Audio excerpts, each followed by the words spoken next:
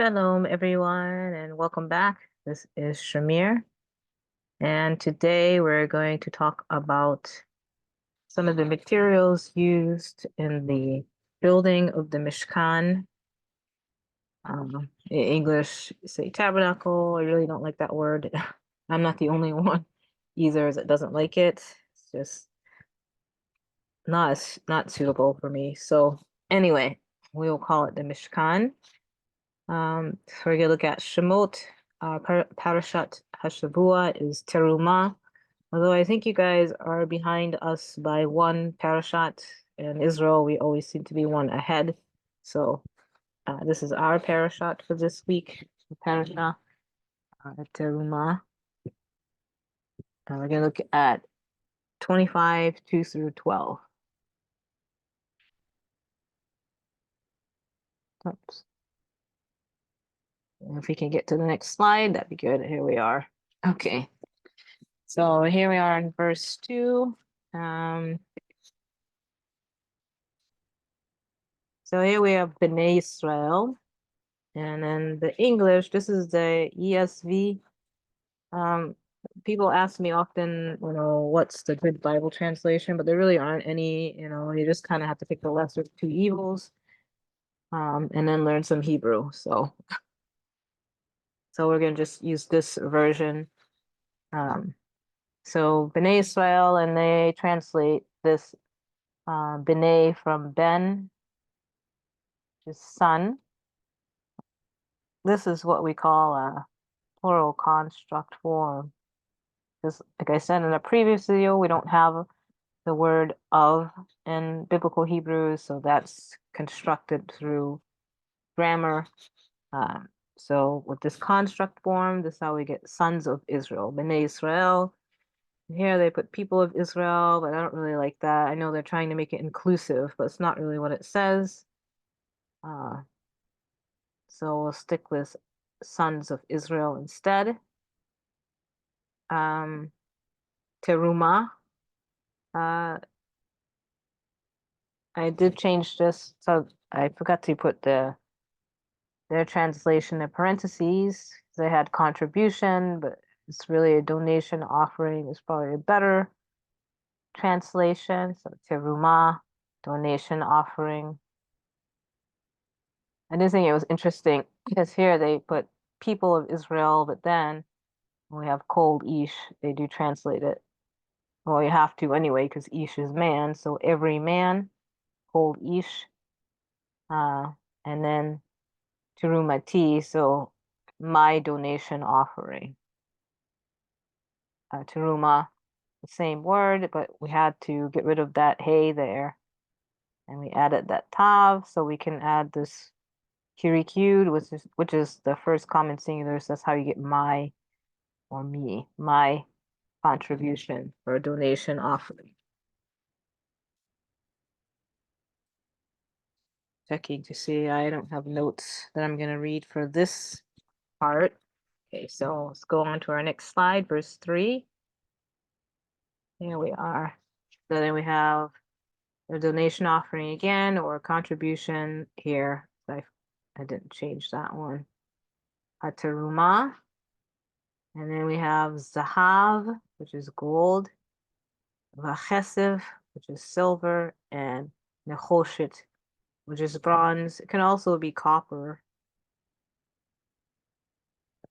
The listing of these materials is from the most important or the most precious to the least. So Zahav being number one, the utmost important material, and then the Choshit being the last. The basic principle is that objects closest to Yahweh's presence are made of gold.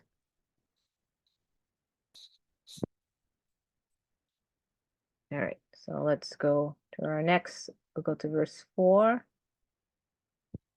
We have some colors, right? Techelet, which is blue, the argamon, purple, and tola'at sheni. So even though it says scarlet yarns, tola'at sheni is Could be crimson worm. A tola is a worm. Shani is ambiguous. We're not really sure what shani is. So crimson worm or worms crimson. So either way. Or we say worms of crimson. Tachelet is derived from crushed snails. How tachelet differs from argamon is not clear. It's generally assumed that tachelet is somewhat greener and argamon somewhat redder. Again, these are kind of ordered in just like the gold to the nechoshit or gold to bronze. We have the most expensive and then to the least expensive, or most valued to the least valued.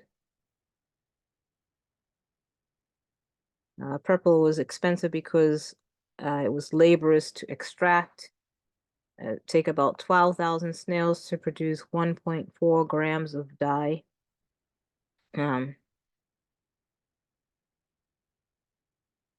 exact meaning and etymology of shani, which we just kind of mentioned here, is unknown. Again, this isn't like an exact translation of this here. They say scarlet yarns. And fine twine linen, so that would be shesh, the shesh.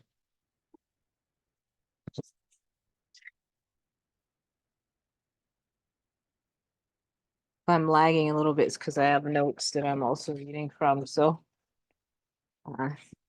there's a lot of things that we're not going to talk about. The Hebrew word, this is a luxury item, this linen. The shesh is borrowed, or likely borrowed from the Egyptian language. Pharaoh dresses Joseph in Genesis 41:42 in shesh. According to Ezekiel 27:7, shesh was imported from Egypt. And then we have azim, as is a goat, but here it's really talking about goat's hair, just used, it's just shortened, it's a shorthand for goat's hair, azim. And it's just spun into thread and woven into textiles. See Numbers 31:20, 1 Samuel 19:13.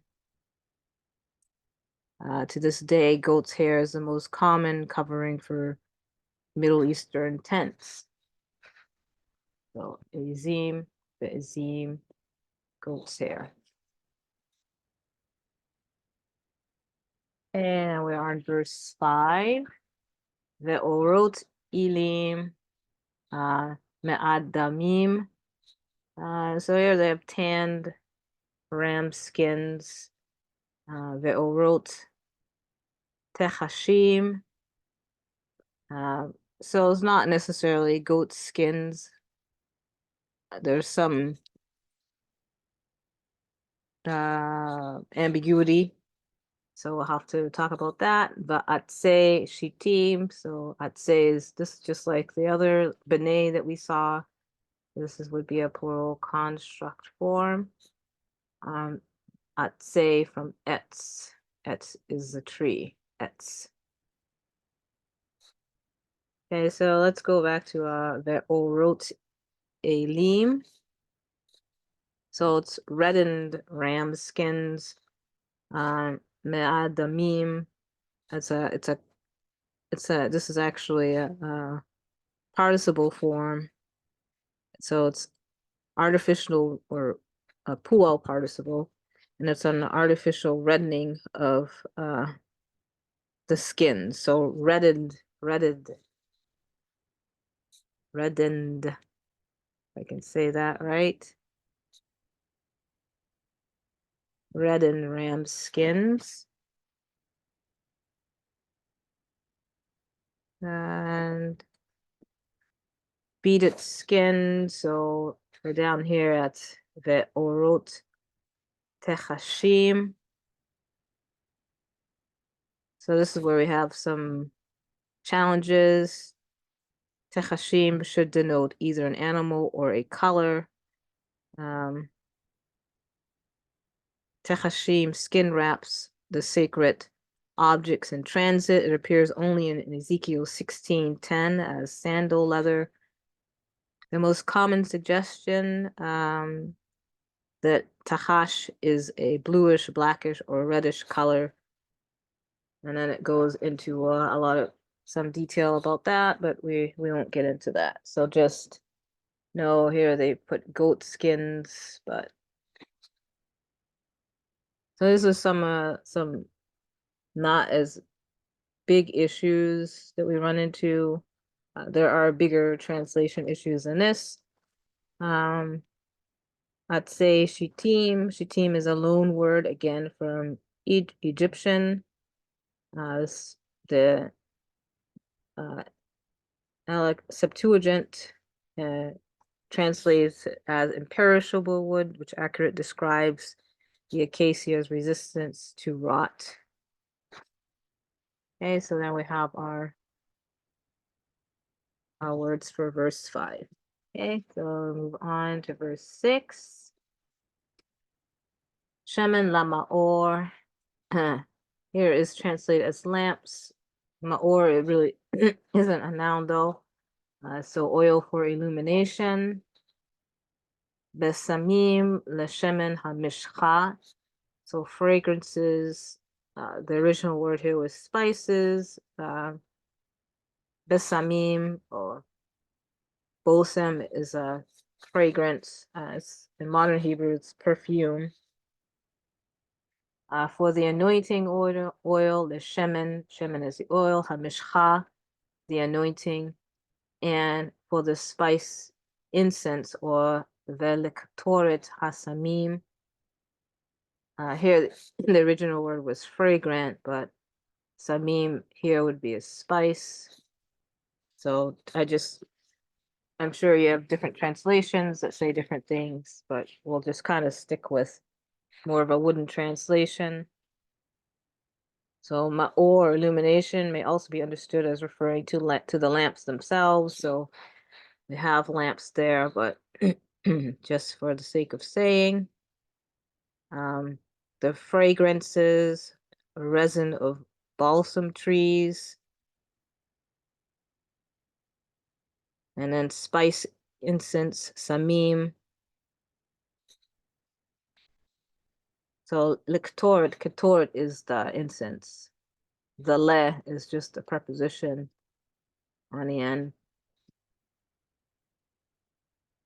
Okay. Okay, covered everything there. So we'll go to the verse 7. Different translations have different words for this Avnei Shoham.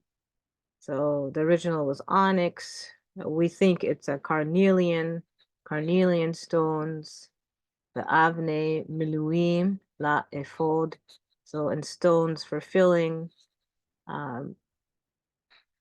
That were used, the original word here was setting, but we can also say filling. Miluim, being filled for the ephod, and velachoshen, so the breast piece. And for the breast piece, the lexical form really is hoshen. Avne from Evan. I have that word twice. So stones of. And then ephod. And the la is the preposition there.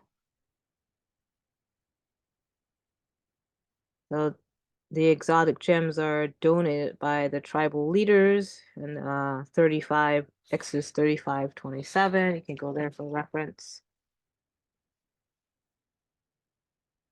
The filling or miluim refers to textile settings for the gemstones. The ephod is the vest or tunic described in Exodus 28, 6 through 8. You can also note 28, 4. Foshen is the oracle pouch worn on the priest's breastplate.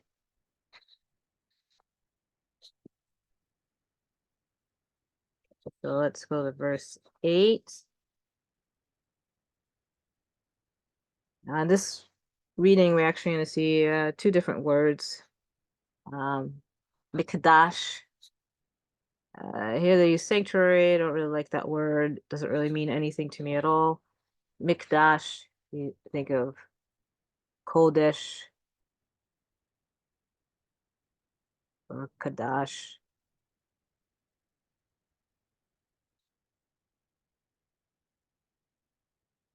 Mikdash, literally holy.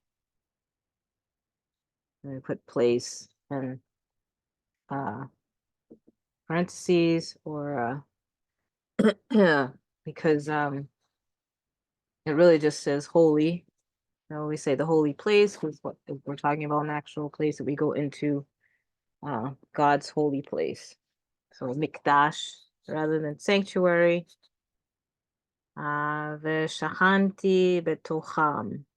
This is an important theological phrase that we miss in the first chapter of John chapter 1. It sort of gets washed over, but it shouldn't. So I made tent dwelling in their midst. It's the idea of shachanti, betocham in their midst. Betoch is the lexical form.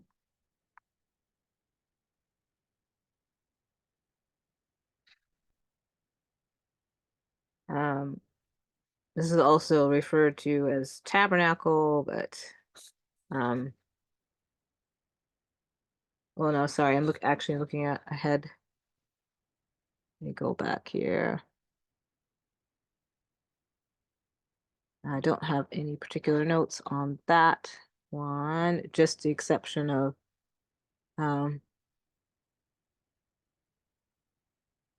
when he always says in their midst, he means in the holy place.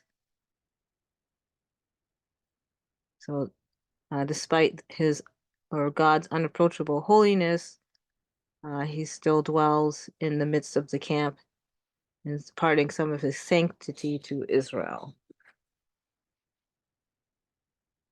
Right, and I'll just give you the lexical form for Shachanti, Shachan.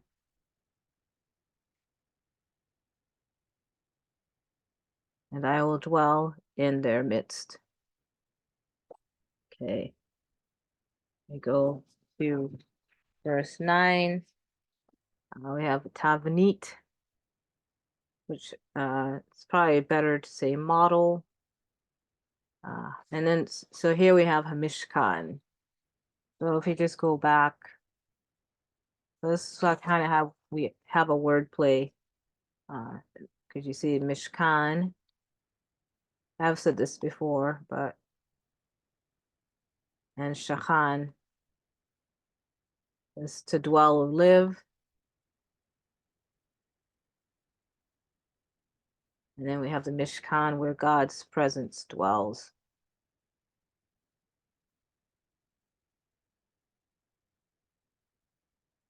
And you see here we used a different word, even though both words can denote the same place. So Mikdash and Mishkan, the dwelling place, is talking about the same place. And then Kol Kelav, so from Kali.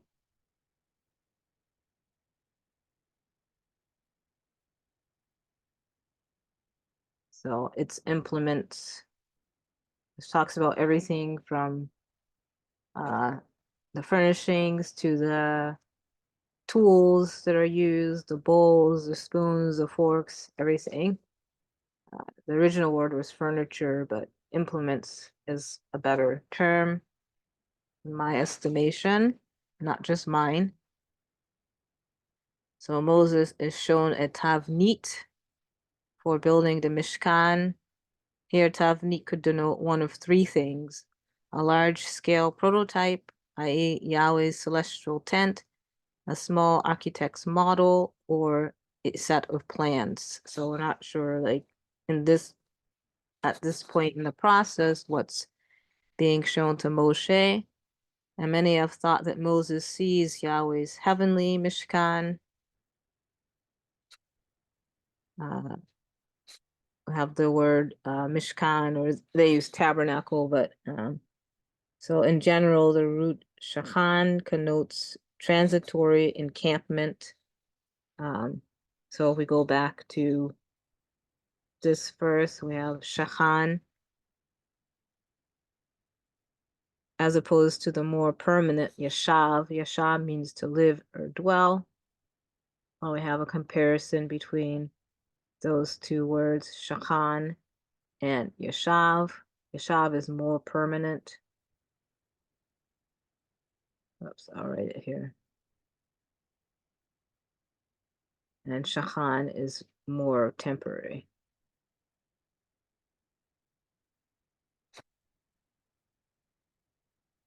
Mishkan often parallels Ohel, tent, or Machane, which means camp. Both Ohel and Mishkan interchangeably denote the wilderness, quote unquote, tabernacle, and they may even stand together, as in Exodus 40, verse 2 and 6, Mishkan and Ohel Moed. That's how you get like the tent of meeting.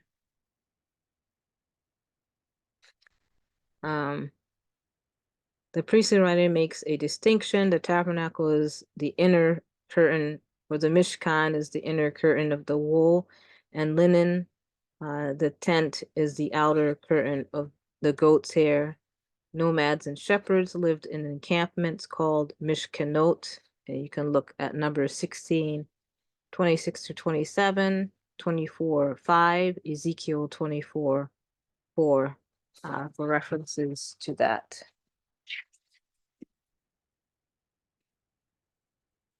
Okay, let's go up. Talked about that. So now we're on verse 10.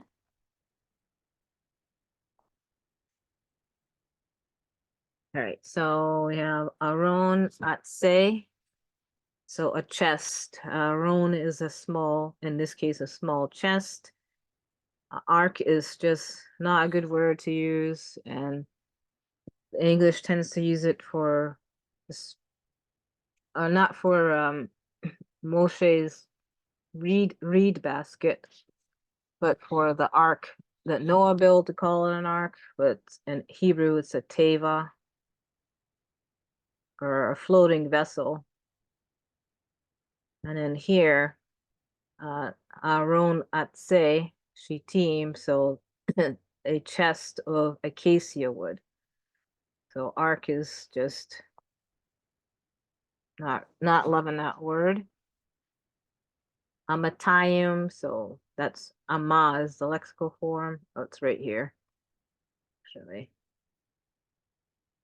So Amatayim is actually a dual now, what we call dual, and so it means 2 cubits. And then Vachatzi or ko, so half shall be its length.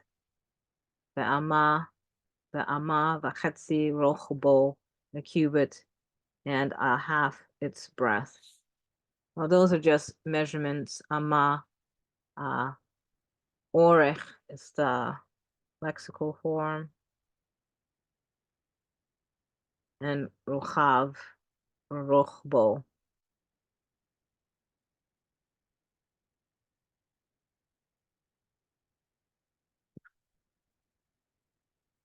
Oh, just a chest. Roan can also be a coffin, as we see in Genesis 50:26. Acacia wood, the use of wood may be a concession to portability, meaning that the wood is lighter. So it might be one reason why they're using this shittim to build this chest. since it has to be carried by and supported. So lighter material be more logical.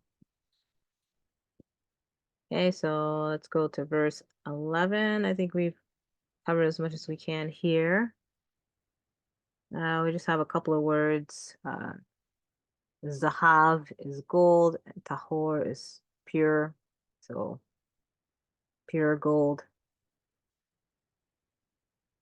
And gold both preserves and beautifies. Pure gold is meant both literally, the chest is plated with unalloyed gold, and figuratively, only the most valuable and perdurable metal befits God's absolute holiness. There's also a practical consideration, which we just said, pure gold is more malleable. Alrighty, and then we have one more verse. We'll just look at just one little phrase, Arba. So Arba is 4, and Tabaot, rings. So 4 rings. Taba'at is the lexical form.